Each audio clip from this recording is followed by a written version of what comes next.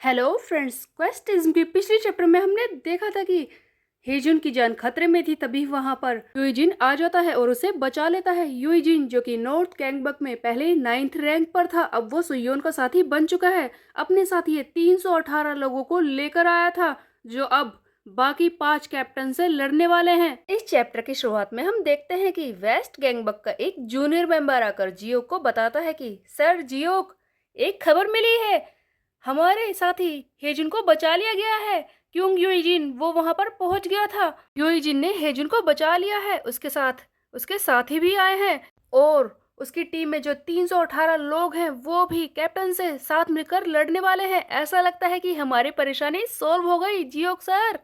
तब ये सुनकर जियोक सोचता है कि ओह हेजुन ठीक है, चलो थोड़ी देर के लिए तो हमारी परेशानी सोल्व हुई। बट असली बात तो ये है कि 318 लोग भी कुछ नहीं कर पाएंगे, क्योंकि वो 5 कैप्टन्स बहुत ही ज्यादा खतरनाक हैं। वो सारे उन्हें पीट नहीं पाएंगे। लेकिन इन सब में एक बात अच्छी है, हेजुन बच गया और इसके अलावा हमें थोड़ा सा वक्त मिल जाएगा युनजो के खिलाफ लड़ने के लिए। माय लॉर्ड सुयोन, जल्दी कीजिए, युनजो को पीटिए, उसे पकड़ लीजिए, यही मौका है। यूएजिन की स्क्वाड थोड़ी देर तक ही उन्हें रोक पाएगी, बस उसी वक्त में हमें युनजो को पकड़ना होगा। दूसरी तरफ हम देखते हैं कि जी क्वांग होंग को देखकर सुयोन अचानक से शौक में है कि अब वो क्या करे। सुयोन सोच में पड़ जाता है कि ये जी क्वांग होंग बस एक डिप्लीकेशन क्लाउड है, ये कॉपी क्लाउड, इसे तो मैं संभाल ही सकता हूँ, बट युनजो, इतनी देर में युनजो को किस तरह से संभाला जाए। तभी हम देखते हैं कि सामने की तरफ से युग्यमुना और हरू भागते हुए आते हैं और चिल्लाते हैं कि हमें माफ कर दो सुयोन, हम लेट हो गए, चिंता मत करो, हम इन्हें नहीं छोड़ेंगे। तब जेहा सुयोन से कहता है कि सुयोन, बताओगे क्या करना है, ऐसे चुपचाप क्यों खड़े हो।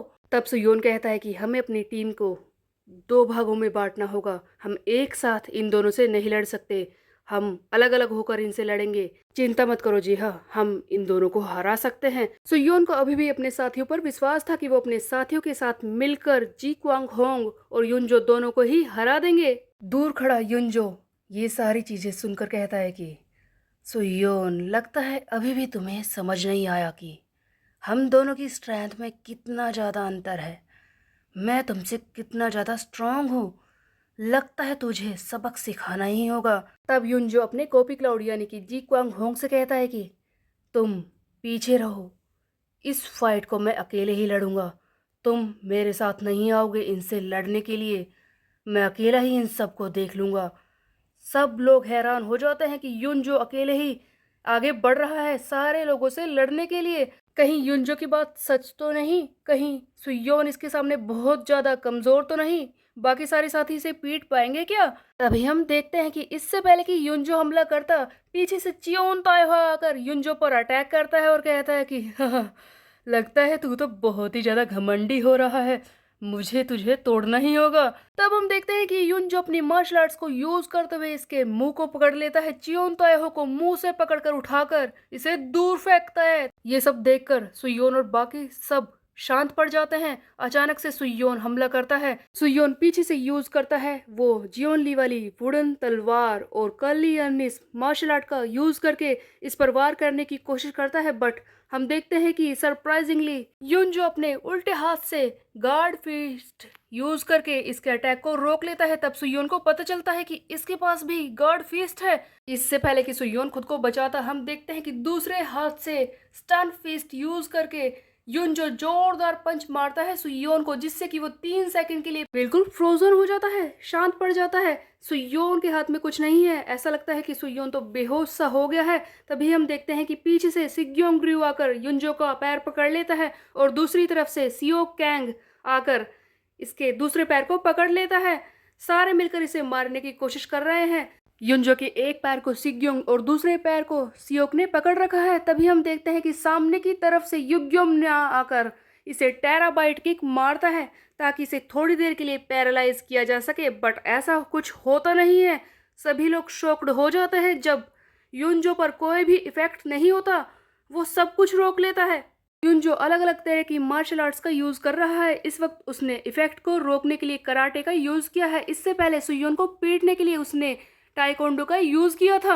और सबसे बड़ा सरप्राइज तो अब मिलने वाला था। हम देखते हैं कि युनजो अपने दोनों हाथों से सियोक और सिग्यों को हवा में उठा लेता है और उन्हें बहुत ही जोर से पटकता है।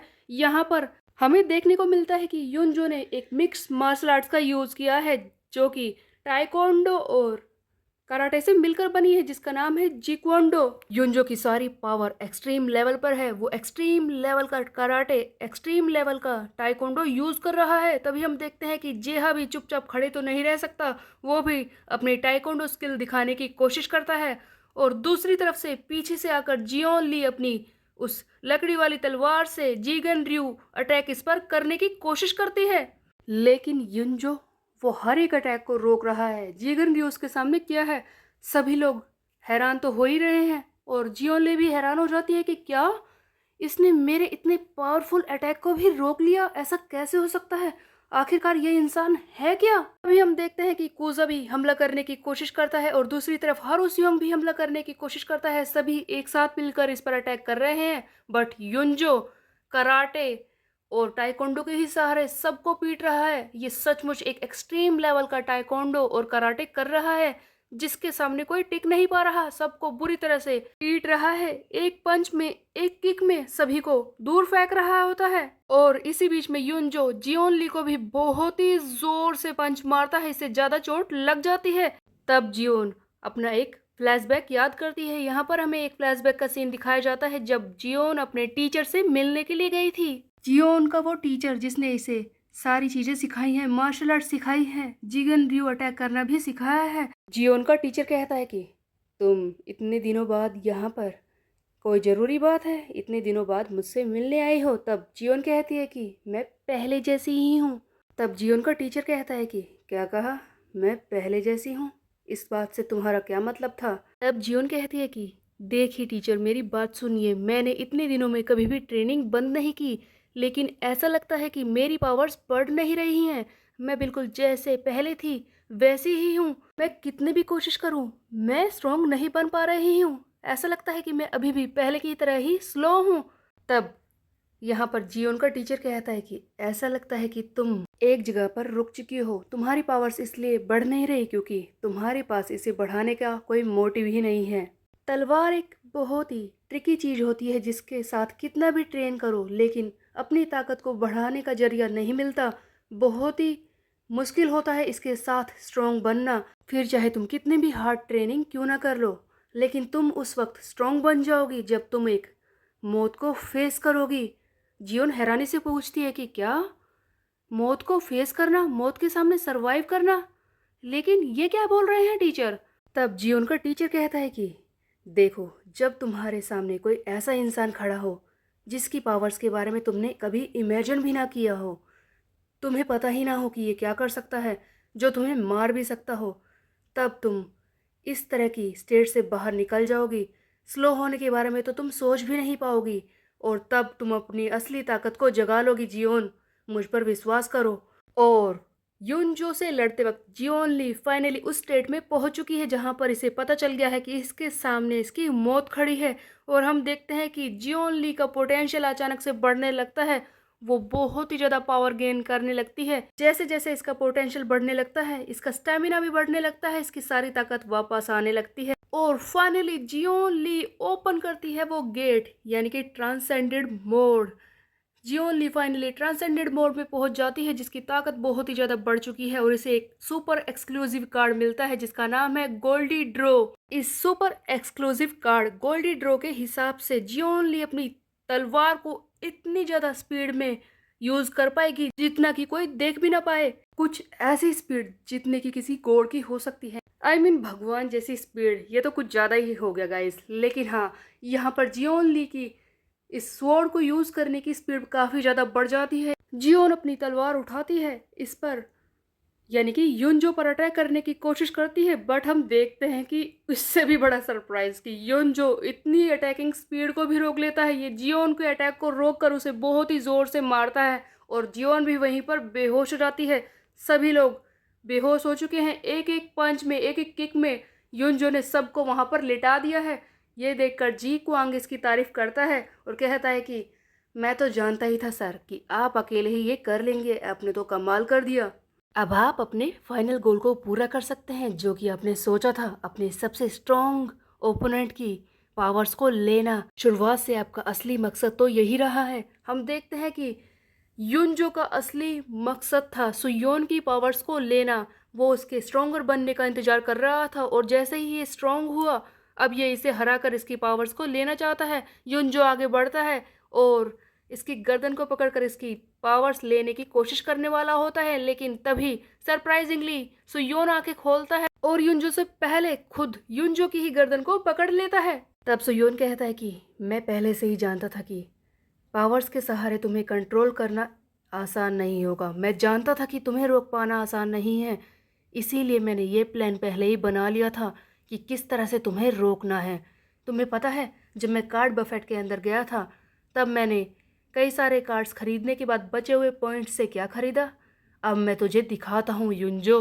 तो यो ने कार्ड बफेट से लिया था एक कार्ड जिसका नाम है रिस्ट्रिक्शन प्ले, जिसके हिसाब से ये जिस भी इंसान को चाहे उसे कुछ देर के लिए रोक सकता है। एक ऐसी स्टेट जहां पर इसका ओपोनेंट कुछ भी नहीं कर पाएगा, वो किसी तरह की चीज को यूज नहीं कर पाएगा, वो हिल तक नहीं पाएगा।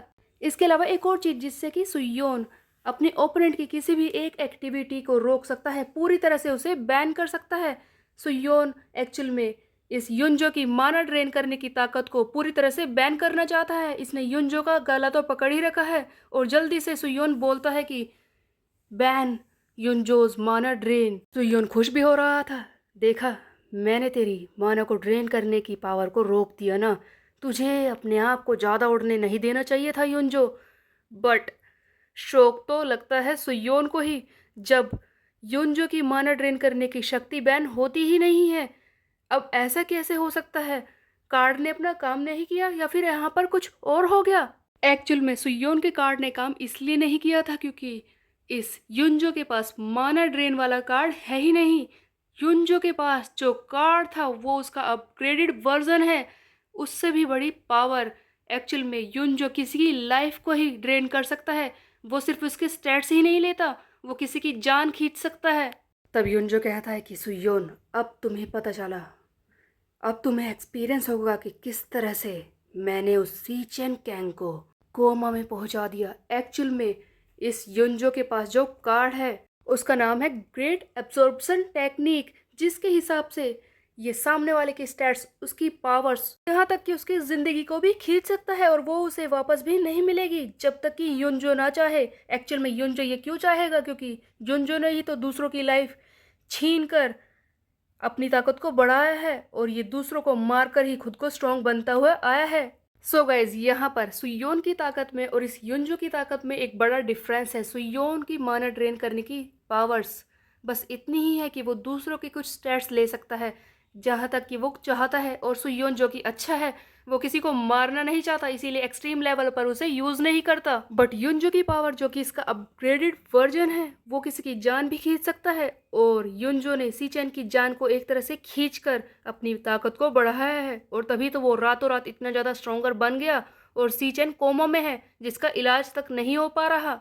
आई मीन गाइज, युनजो की चाहे कोई भी बैक स्टोरी हो, कितना भी इसे टॉर्चर क्यों ना किया गया हो, लेकिन किसी भी इंसान को इस तरह की स्टेट में पहुंचाना, उसकी पावर्स को इस हद तक खींच लेना कि वो कोमा में चले जाए, ये सही नहीं है। आखिरकार युनजो ने ऐसा क्यों किया है? आखिरकार इसका असली गोल है क्या? ये तो हमें आगे आने वाले चैप्टर्स में ही देखने को मिलेगा। तब तक के लिए मेरे चैनल को सब्सक्राइब कर ले, बेल के आइकन को कर दे प्रेस। फिर मिलते हैं, बाय बाय गाइज।